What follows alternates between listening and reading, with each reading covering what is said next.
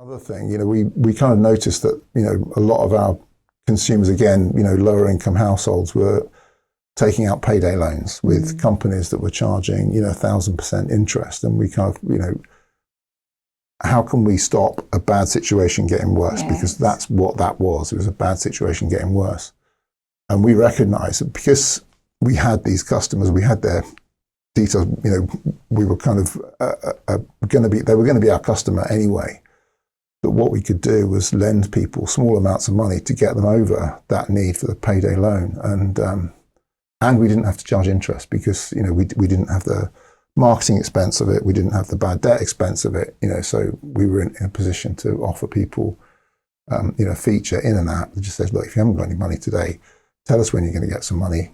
We'll work out how much energy we think you need in the meantime. And if it was, £42.50 or whatever it is, take it as a loan, pay us next week. Yeah.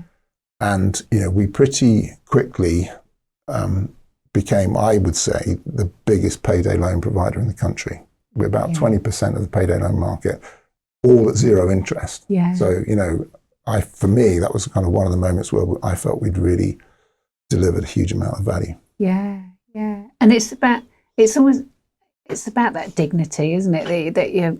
Yeah, because it's not, you can do this, it's all in your own home, you're not, it's not having to go in front of somebody. You don't even have to go onto to make a call or anything to borrow some money. You can just do it quickly on your own. And people really appreciated it. I mean, that was the thing that really got me, was that, people weren't sort of seeing it as an opportunity and then I'll, pay it back in dribs and drabs. Quite often people just said, well, okay, well, as soon as I get some money, I'll just pay the money back and then I've got that facility again in the future.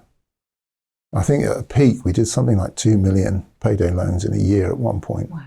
Yeah. Wow.